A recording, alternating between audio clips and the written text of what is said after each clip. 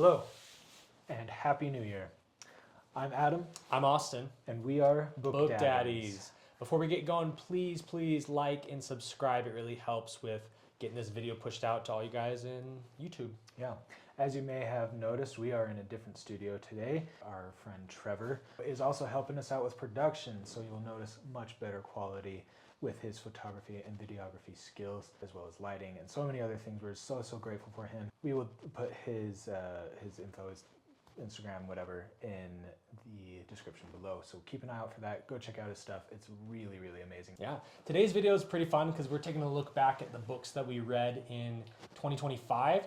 We're gonna share our personal top 3 picks, the best books that we read last year. And one honorable mention. And one honorable mention. So my number 3 spot goes to a book called The Road by Cormac McCarthy. And you've read this, yeah? I have, yeah. It's been years. It is an interesting one. He writes in a strange style where he doesn't use a lot of punctuation. He doesn't use a lot of dialogue tags or even quotation marks. It's supposed to simulate a sort of free thinking style, almost the way that a human mind thinks. It's a little jarring at first, so it was hard to get into, but this story is just so phenomenal about a father and son traversing post-apocalyptic America and the relationship between the two and how they still choose to find light in the darkest of times. It's a dark book, very depressing and sad, but ultimately has kind of that sprinkle of hope right on top. It's one that I've thought about for a lot, so that's my number 3 spot. Nice. That's a great pick. Yeah. For my number 3 spot, I chose Jade City by Fonda Lee. I started this series this year, and I am about halfway through Jade War, the second book, and it's a phenomenal book. She's been doing super well in the, just in the fantasy world and genre. But Jade City, or the Green Bone Saga, as the trilogy is known, is a urban fantasy about basically two warring crime families, the No Peaks and the Mountain Clan. And it's just this phenomenal story about, like I said, this family, the No Peak Clan, and how it's this change in power of generation, of kind of like the next generation taking the mantle, and all of the tragedy that comes with just gang war and gang violence, and how tradition is kind of slowly being taken over by commercialism and all sorts of really fantastic themes. The characters in it are also really well done. World building's phenomenal. Magic system is like one of those magic systems that just like sticks in your head all the time, at least for me. Just a really great book. Highly recommend. Yeah, I've heard amazing things about that book. That one's on my TBR for sure. All right, my number 2 spot goes to Carrie by Stephen King. And if you watched our other video, we did a full review on Carrie. We read this one together just a little while ago. And this book, man, this was my first out of 5 read that I gave on this channel. 5 stars for sure. This one stuck with me. The implication of this religious trauma that this girl experiences in this book is just so profound and relatable, and just I feel like there's so many deep societal messages that are in this book. And absolutely, Adam's a huge Stephen King fan. He is turning me into a Stephen King fan, and after this book, I for sure am going to read other works by Stephen King. And if you don't know what this book is about, I mean, where are you living, under a rock? This book is just like a pop culture phenomenon. They've made several movies about it. They have a TV show coming out next year. This year. And that's Mike Flanagan one, right? Mike Flanagan. Yeah, phenomenal. About a girl who has telekinesis and is also bullied, and because of that, she does some pretty scary things. Yeah. So, and as a result of the bullying, definitely a 5-star read for me. Awesome. My number 2 pick is actually a series. It's the Farseer trilogy. I read this for the first time this year, but specifically Royal Assassin, the second book in this series. I think that it was a perfect sequel, and it's not to say that the first book and third book are like weaker, but I did like the second book a lot more when I went into it. Kind of like the premises of this is a kid named Fitz Chivalry. You meet him when he's like 5 or 6 years old, and then you follow him until I think the epilogue is when he's like in his mid-20s or maybe even like late 20s, early 30s. It's kind of hard to tell. You just, I mean, you're going through like 20 years of content in 3 books. And so, but he's one of those kind of like sad boy characters where he just gets put through the ringer, and it's so like terrible, but he is just so duty driven and bound, because he's the bastard son of a prince of a king in waiting. But he gets adopted into the royal family, and people love him, and people hate him, and people are jealous of him, but he also has some innate powers that the royal family is only supposed to have, and this kind of thing, and yeah. Anyway, it's a phenomenal read. This is my first time ever reading Robin Hobb, and I can totally see why she has such a big name and prevalence in the fantasy community. Her character work is phenomenal. I gotta stop saying that word. No, it's all right. It's become too repetitive for me. Anyway, you know, both wonderful book. Both Fonda Lee and Robin Hobb, we had the opportunity to see them speak at Dragonsteel a couple years ago, and I'm impressed with both of them. Yeah. They are just so talented, so knowledgeable, and I've only heard good things about both of their books. So. Yeah, really great. Amazing. And something I just noticed, that all my picks this year are new authors for me. Yeah? Yeah, all year they were all new authors like first book that you've read by that author. Yeah, okay. yeah.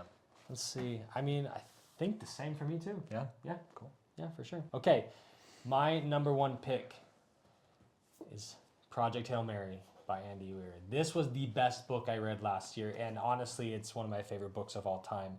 If you saw one of our other videos, that was our very first video. Our very first video was top 5 favorite books of all time. This was my number 2 spot, right? Only beat out by Dune by Frank Herbert. But Project Hail Mary, what can I say? This book is just so gripping. The character work in this book is so fascinating, and it's about a world that is ending, sort of through a I don't know, it's like an apocalypse, right? But it's also hopeful. This book is so wholesome, and the relationship between these 2 characters is just unlike any that I've read in any book, right? And I read this book in pretty quick, for me at least. I read it in about a week, right? And actually, I gave this book to our friend Trevor here, and he read it in a single day. So it's a good book, right? And I lent it to another friend. He read it in a couple days. So this book is definitely one that you do not want to sleep on. They're coming out with a movie this year in March with Ryan Gosling. Yeah. Number 1 book from last year. Very fun. My number 1 book from last year is Incidents Around the House by Josh Malerman. I saw that coming. Phenomenal book, dude. Like, it's so good. And this was my number 2, I think, for our top 5 books. It might have been. It was definitely in there. It was in that list for sure. And oh my gosh, dude, this book was so good. I think about it all the time. One of our good friends from our writing group is reading it right now because she got it in our White Elephant that we do. And she mentioned in our Discord the other day how scared she is from reading it. And I'm just like, yes.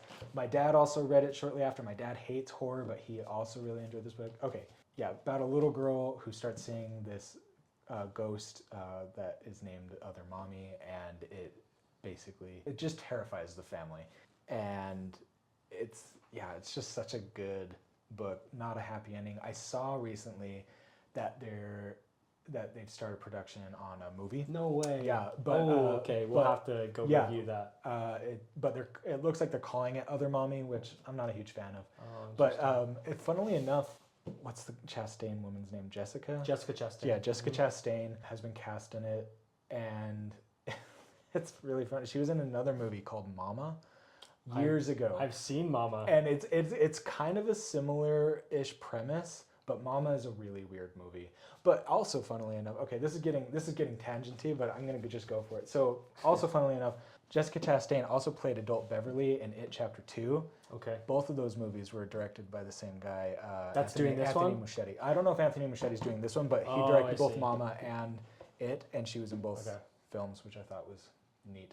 Okay, random tangent over. Fantastic book. If you love horror, you need to go pick this one up. Yeah, it's a 10 out of 10 for me, or 5 out of 5. And yeah. Very cool. All right, I do have one honorable mention. It is The Art of Prophecy by Wesley Chu.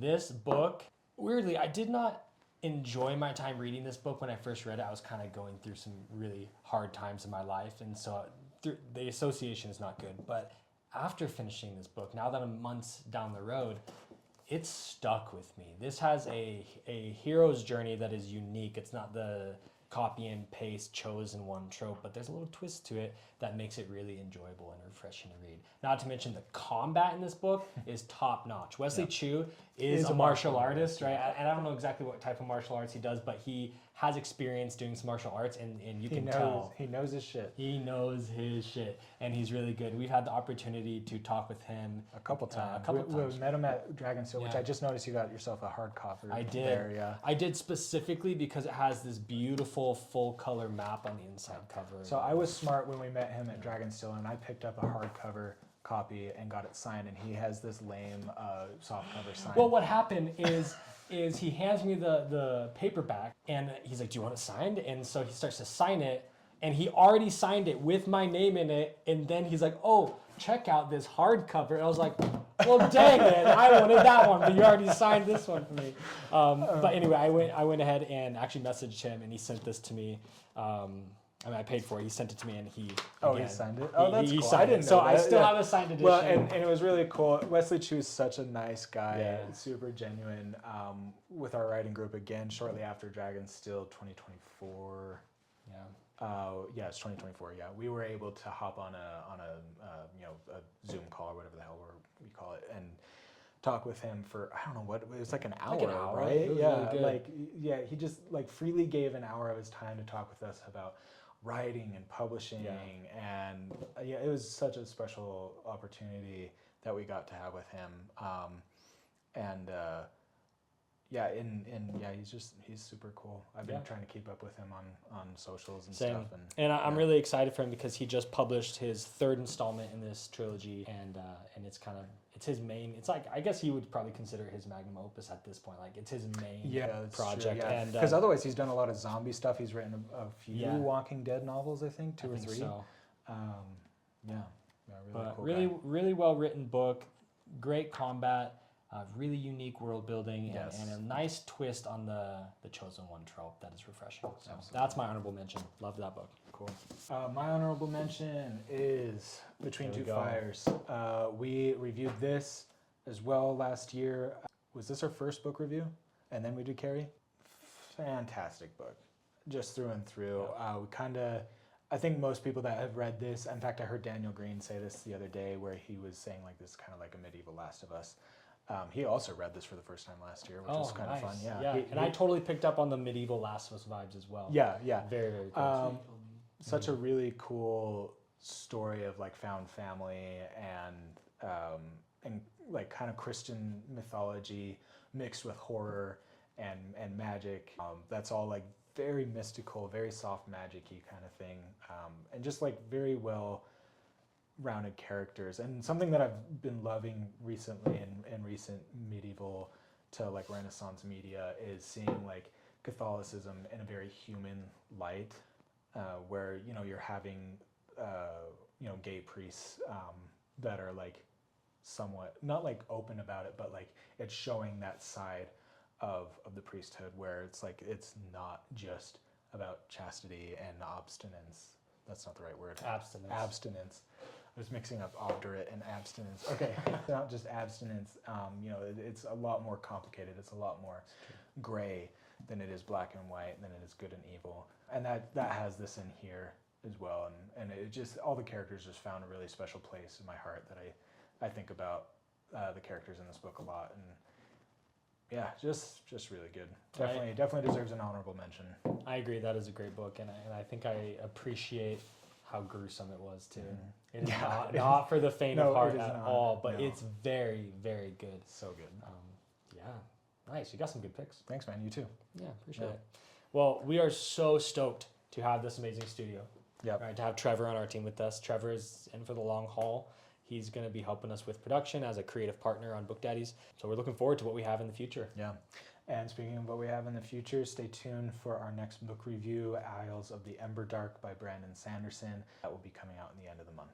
Yeah. And please, again, like and subscribe. It's going to help us with our goals and help you get more of our content. Absolutely. All right. Have a good day. Oh, yeah. Oh, yeah.